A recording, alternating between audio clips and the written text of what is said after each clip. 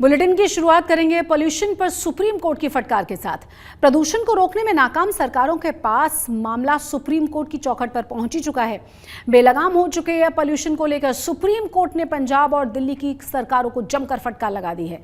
साथ ही साथ पंजाब के खेतों में लगातार जल रही पराली को तुरंत रोकने के आदेश दिए हैं।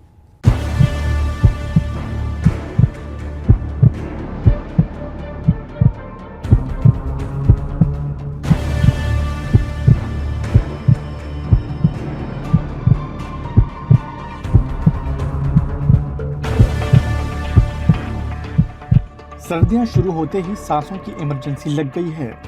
आबो हवा में इतना प्रदूषण है कि जीना भी दुश्वार हो रहा है और अब तो सुप्रीम कोर्ट ने भी कह दिया है कि ये बर्दाश्त से बाहर हो रहा है। इसलिए बढ़ते प्रदूषण को लेकर सुप्रीम कोर्ट ने जो कहा उसे सुनना बेहद जरूरी है, आम आदमी के लिए भी और राज्य सरकारों के लिए भी। दिल्ली में हवा बंद है और हवा खराब भी। कहें तो प्रदूषण की स्थिति ऐसी है जैसे बस अब दम घुटा तब दम घुटा। सुप्रीम कोर्ट ने इस मामले पर सुनवाई के दौरान पंजाब और दिल्ली सरकार के साथ साथ केंद्र सरकार और बाकी अन्य राज्यों की सरकारों की भी जमकर खबर ली। खासकर पंजाब और दिल्ली सरकार कोर्ट के निशाने पर रहे।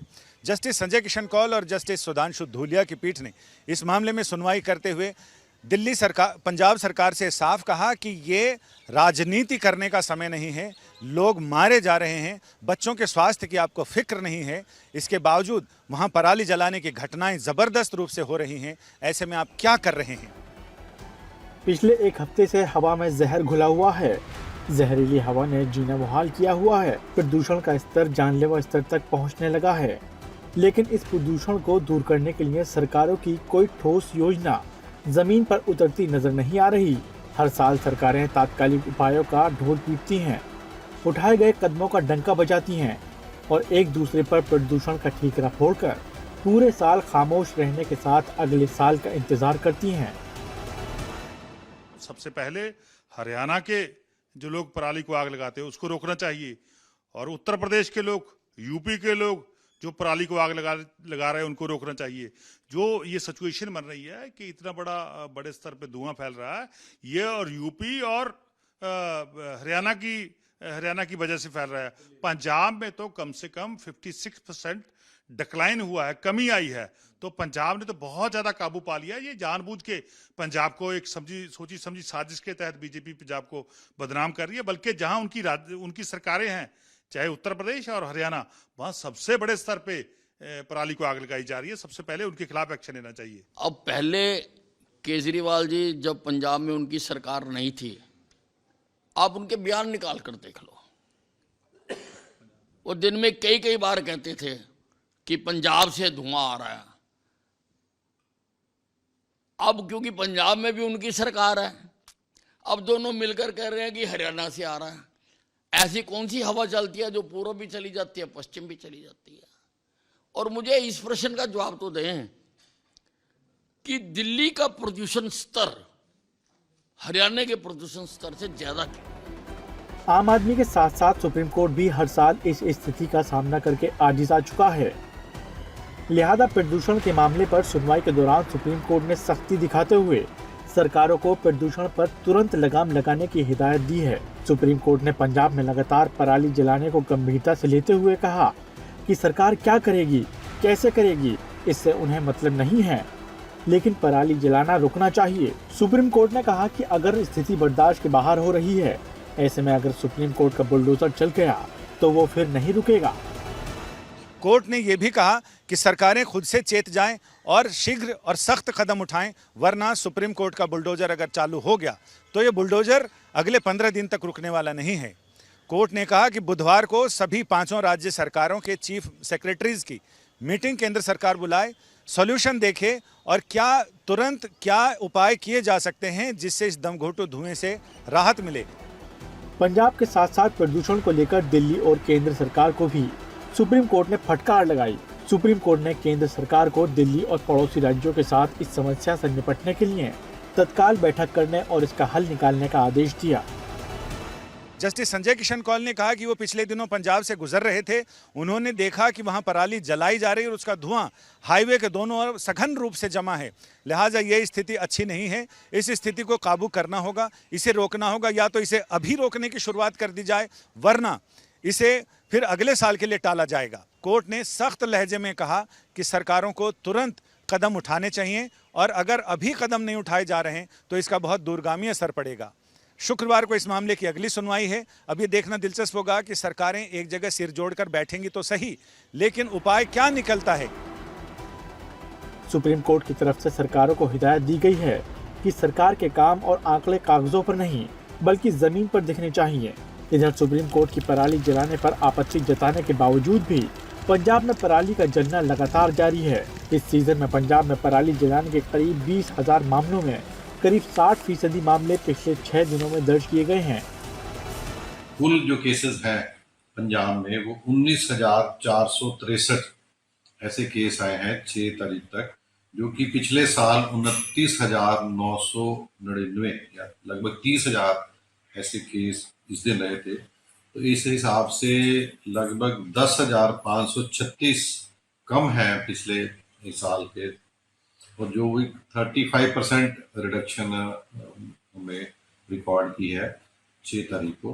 पर ये रिडक्शन कुछ दिनों में काफ़ी पहले कम थी, 55 भी थी, 59 तक भी गई, 50% पे गई। तो ये कुछ दिनों में कुछ बर्निंग के केसेस बढ़े हैं। सुप्रीम कोर्ट की सख्ती के बाद 5 राज्य और केंद्र सरकार एक साथ बैठक तो करेंगे, लेकिन सवाल ये है कि क्या केंद्र और राज्य सरकारों के मंथन से पॉल्यूशन का कोई ठोस सॉल्यूशन निकल पाएगा। आज तक ब्यूरो। सर्दियों में सबसे बड़ा संकट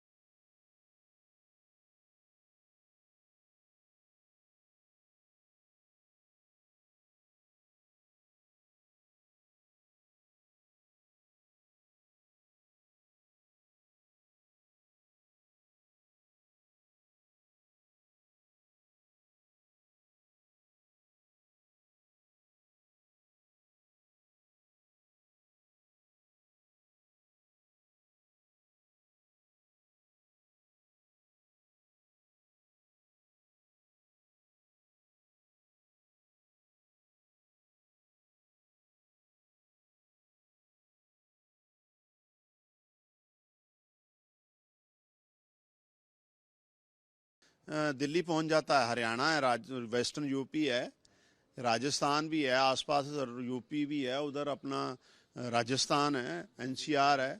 तो ये बीजेपी तो पहले दिन से ही पंजाब वालों को बदनाम करने का कोई मौका छोड़ती नहीं है और हमेशा गाहे बगाहे पंजाबियों को बदनाम करते हैं। मान साहब की सरकार ने डिफरेंट एफर्ट किए हैं पंजाब में पराली ना जलाई जाए, क्योंकि किसान मर्जी से पराली नहीं जलाता, ये उसकी। देखिए, जो बीजेपी है वो तो ड्रामा करती है। अगर हरियाणा में आग लगती है वो नहीं दिल्ली धुआं जाता, हमारा पंजाब तो काफ़ी दूर है। जो धुआं दिल्ली में जाता है ना वो सारे का सारा हरियाणा का जाता है, यूपी का जाता है और कई स्टेटें हैं उनका जाता है। हमारा पंजाब तो दिल्ली से काफ़ी दूर पड़ जाता है और जितनी हवा की स्पीड है वो तो रास्ते में ही ख़त्म हो जाता है हमारे पंजाब का धुआं। अगर हमारे पंजाब के धुएं से दिल्ली में प्रदूषण हो तो हमारे पंजाब में प्रदूषण ना बढ़े। 56% जो है ना, जो पिछली गवर्नमेंट से अब तक हमारी सरकार में आग लगने की घटनाएं घटी हैं। तस्वीरें पंजाब के फिरोजपुर की है, जहां पराली जलाने के 1500 से ज्यादा मामले अब तक दर्ज किए जा चुके हैं। फिरोजपुर प्रशासन की तरफ से पराली न जलाने के लिए लगातार अपील की जा रही है, पर प्रशासन की मुहिम फेल होती दिखाई दे रही है। फिरोजपुर जिला में कल 299 फायर इंसिडेंट्स प्राप्त हुए हैं, जो कि बाकी दिनों के मुकाबले में बहुत ज़्यादा हैं। तकरीबन 1830 मामले हमारे अभी तक फिरोजपुर में पाए जा चुके हैं। इसको देखते हुए हम अपील करना चाहेंगे सभी किसानों से और भाइयों से कि वो अपनी पराली को आग मत लगाएं। वहीं किसानों का कहना है कि पराली जलाना उनकी मजबूरी है, क्योंकि जो सरकार वायदा करती है और जो संसाधन मुहैया कराती है उसका फायदा चंद बड़े किसानों को ही मिलता है। यही वजह है कि छोटे किसान आज भी धड़ल्ले से पराली को आग के हवाले कर रहे हैं। पराली साड़ना को साडा शौक नहीं गा, साडी मजबूरी है। पराली सरकार कोई जिवें हुण फैक्ट्रियां लगियां इन्हां नूं कह के यानी कि चुकवाई जाए जां तां कोई इहदा हल कीता जाए। पराली नूं जदों असीं अग लाउने आ साडी मजबूरी बन जाती है, साडे दिल नूं एक खिच पैंदी है कि असीं इह क्यों करदे आ, पर ना चाहुंदे होए भी सानूं मजबूरी च करना पैंदा। यानी कि सरकार इहदे ते कोई भी जिवें हुण चलो कीते आ, काफ़ी उपराले कीते आ सरकार ने, पर वो जिवें अजे पूरे कामयाब नहीं हो रहे। फरीदकोट पराली से होने वाले प्रदूषण के चलते गैस चैम्बर में तब्दील हो गया है। सड़कों पर धुंध की चादर फैली हुई है, जिसका असर लोगों के स्वास्थ्य पर भी पड़ा है। हाल ही के दिनों में अस्पताल में पहुंचने वाले मरीजों की संख्या में तेजी से इजाफा हुआ है, क्योंकि यहाँ भी खेतों में पराली जल रही है और उससे निकलने वाला सफेद धुआं फिजाओं में घुल रहा है। आजकल क्या होता है, एक तो मौसम चेंज हो रहा है, उसी की वजह से तो केसेस होते ही हैं, जैसे कि अस्थमा के केसेस हो गए और जो COPD के केसेस हो गए, या कुछ नए केसेस भी आ जाते हैं। बट ये धुआं है, ये उस पर एक एडिटिव इफेक्ट करता है। जो पहले से अस्थमा के पेशेंट है, सपोज माइल्ड पेशेंट्स हैं, तो उसको वो सीवियर अटैक आ जाता है, माइल्ड को सीवियर हो जाता है। और कुछ लोग अस्थमा के होते भी नहीं हैं, बट वो उनको फर्स्ट टाइम भी डेवलप हो जाता है, क्योंकि धुआं इतना ज़्यादा है, टॉक्सिक है। ये आँखों पे भी हम देखते हैं कि शाम को कभी बाहर निकलो तो आँखों के में भी जलन होती है। फरीदकोट में अब तक पराली जलाने के 673 मामले सामने आए हैं, जिसमें से 332 मामलों को खेतीबाड़ी विभाग के द्वारा वेरीफाई किया जा चुका है। इसके अलावा 92 किसानों के खेतों पर रेड एंट्री की गई है और उन पर 5,000 से लेकर 25,000 रुपए तक का जुर्माना लगाया गया है। ਜਿਵੇਂ ਹੁਣ ਜਿਹੜਾ ਜਿਵੇਂ ਕਣਕ ਝੋਨੇ ਦੀ ਕਟਾਈ ਹੋਈ ਆ, ਬਾਸਮਤੀ ਦੀ ਕਟਾਈ ਹੋਈ ਆ, ਤੇ ਉਸ ਤੋਂ ਬਾਅਦ ਕੁਝ ਫਾਰਮਰ ਜਿਹੜੇ ਅੱਗ ਲਾਉਂਦੇ ਆ, ਜਿਹੜੇ ਕਿ ਸੈਟੇਲਾਈਟ ਰਾਹੀਂ ਪਤਾ ਲੱਗਦਾ ਵੀ ਕਿਹੜੇ ਅੱਗ ਲਾ ਰਹੇ ਆ, ਤੇ ਉਹਦੇ 'ਚ 673 ਕੇਸ ਆਏ ਆ ਜਿਨ੍ਹਾਂ ਕਿਸਾਨਾਂ ਦੇ ਸੈਟੇਲਾਈਟ ਨੇ ਨੋਟ ਕੀਤੇ ਆ ਵੀ ਅੱਗ ਲੱਗੀ ਆ। ਪਿਛਲੇ ਸਾਲ 5 ਤਰੀਕ ਤੱਕ 973 ਸੀ, ਇਸ ਵਾਰ 673 ਹੈਗੇ ਆ, ਤੇ ਜਿਹਦੇ ਵਿੱਚੋਂ ਅਸੀਂ 332 ਆ ਜਿਹੜੇ ਉਹ ਵੈਰੀਫਾਈ ਕੀਤੇ ਨੇ, ਤੇ ਕੱਲ 167 ਕੇਸ ਆਏ ਸੀ ਜਿਹੜੇ ਵੈਰੀਫਾਈ ਅੱਜ ਕਰਨੇ ਨੇ, ਤੇ ਉਸ ਤੋਂ ਪਹਿਲਾਂ ਥੋੜੇ ਕੇਸ ਰਹਿੰਦੇ ਨੇ ਜਿਨ੍ਹਾਂ ਦੀ ਅਸੀਂ ਪੜਤਾਲ ਕਰਕੇ ਤੇ ਉਹਨਾਂ ਦੇ ਖਿਲਾਫ कार्रवाई करनी है। मानसा जिले का बरनाला गांव पराली जलाने वाले किसानों पर कार्रवाई करना अधिकारियों को महंगा पड़ गया। पराली को बुझाने और किसानों पर एक्शन लेने आए अधिकारियों को स्थानीय किसानों के द्वारा बंधक बना लिया गया और इसके बाद बीकेयू उग्राहा की अगुवाई में किसानों ने प्रदर्शन शुरू कर दिया। इसके बाद जब मौके पर बड़े अधिकारी मामले को शांत कराने पहुंचे, तब जाकर किसानों ने बंधक बनाए गए अधिकारियों को छोड़ा। फिरोजपुर से अक्षय गल्होत्रा, फरीदकोट से प्रेम पासी, मानसा से अमरजीत चहल और मोगा से तन्मय सामंता के साथ आज तक ब्यूरो।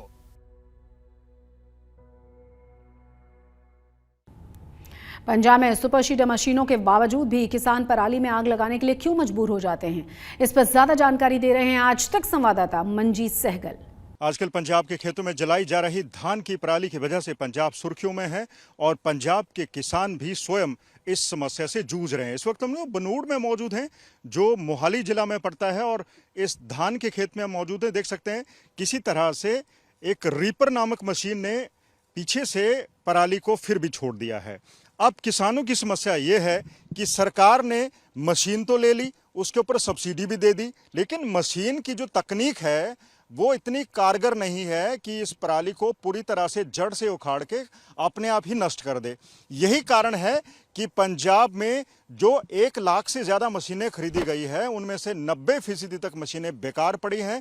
किसान उनका इस्तेमाल करने से गुरेज कर रहे हैं क्योंकि उनसे खर्चा बहुत ज़्यादा आ रहा है। इसी खेत की बात कर लो, अब इस खेत में जो यहाँ के मालिक हैं बलबीर सिंह, उनको 2 से 3 बार जुताई करनी पड़ेगी, उसके बावजूद भी कोई गारंटी नहीं है कि ये जो पराली है ये नष्ट हो जाएगी। पराली जलाने से न केवल दिल्ली और एनसीआर बल्कि खुद पंजाब के शहरों का भी अब एयर क्वालिटी इंडेक्स लगातार गिर रहा है। भटिंडा सबसे ज़्यादा पोल्यूटेड है। कई ऐसे शहर है जहाँ एयर क्वालिटी इंडेक्स अब स्फीयर तक पहुँच रहा है और ज़्यादातर शहरों में ये मॉडरेट है। यानी पंजाब और उसके किसान और वहाँ के बाशिंदे भी अब इस प्रदूषण की मार झेल रहे हैं। लेकिन तकनीक की बात करें तो तकनीक उपलब्ध करवाई गई, लेकिन तकनीक आउटडेटेड है। इस वजह से किसान उस तकनीक को अपनाने में सक्षम नहीं है। अपना भी लें तो खर्चा बहुत ज़्यादा आता है। फसल अब की बार 3-4 बार नष्ट हो चुकी है और इसलिए कई जगहों पर पराली जलाई गई। किसानों पर पर्चे भी हुए, FIRs हुई, उनके ऊपर जुर्माना भी हुआ। लेकिन पंजाब की ये रियलिटी है कि यहाँ पर तकनीक कारगर नहीं है। कैमरा पर्सन अमन गुप्ता के साथ मंजीत सहगल, बनूड़, आज तक। सिखों की सबसे बड़ी संस्था SGPC के अध्यक्ष के लिए होने वाले चुनावों को लेकर तैयारियां पूरी हो चुकी हैं। कल यानी कि 8 नवंबर को SGPC प्रधान पद और 11 अंतरिम कमेटी के मेंबर्स के लिए वोट डाले जाएंगे। इसी बीच हरजिंदर सिंह धामी को अकाली दल ने फिर से शिरोमणि गुरुद्वारा प्रबंधक कमेटी का उम्मीदवार बनाया है। अकाली दल के अध्यक्ष सुखबीर बादल ने इसकी घोषणा की है। वहीं विपक्ष की तरफ से बलबीर सिंह को SGPC प्रधान पद का उम्मीदवार बना दिया गया है। बलबीर सिंह के नाम का ऐलान बीवी जागीर कौर और सुखदेव सिंह ढींसा ने किया है। SGPC चुनावों में हरजिंदर सिंह धामी की जीत पक्की मानी जा रही है। वहीं बीवी जागीर कौर ने प्रेस कॉन्फ्रेंस के दौरान इशारों में अकाली दल पर हमला बोलते हुए कहा कि ये संस्था मौजूदा वक्त में एक पार्टी के नीचे काम कर रही है। फिलीपींस की कैपिटल मनीला में पंजाबी युवक की हत्या का मामला सामने आया है। मृतक लखविंदर सिंह फिरोजपुर के रहने वाले थे और परिजनों के मुताबिक लखविंदर मनीला में फाइनेंस का काम किया करते थे। जब वो सुबह काम पर जा रहे थे तो रास्ते में अज्ञात लोगों ने उन पर गोलियां चला दी और उन्हें मार डाला। बेटे की हत्या की खबर सुनकर परिजनों का रो रो कर बुरा हाल है। भारत सरकार से इंसाफ की मांग की जा रही है कि उनके बेटे की हत्या करने वालों को जल्द से जल्द गिरफ्तार कर लिया जाए और उसके शव को पंजाब लाने में मदद की जाए। लखविंदर 4 साल पहले ही रोजी रोटी की तलाश में मनीला गए थे। लाल किला हिंसा के आरोपी लखा सिधाना को बठिंडा के रामपुर फूल से गिरफ्तार किया गया है। दरअसल जिस वक्त लखा सिधाना गिरफ्तार उससे किया गया, उस वक्त वो रामपुर के सर्वहितकारी विद्या मंदिर स्कूल के बाहर प्रदर्शन कर रहा था, जिससे कि सड़क पर लग गया था लंबा जाम। स्कूल मैनेजमेंट की शिकायत के बाद पुलिस ने एक्शन लेते हुए लखा सिधाना को गिरफ्तार कर लिया।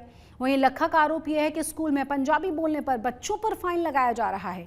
कुछ दिन पहले भी लखा और स्कूल प्रिंसिपल के बीच बहस हुई थी और उसका वीडियो सामने आया था। मशहूर सिंगर और रैपर हनी सिंह और उनकी पत्नी शालिनी तलवार के तलाक का दिल्ली की एक अदालत ने इसे मंजूरी दे दी है।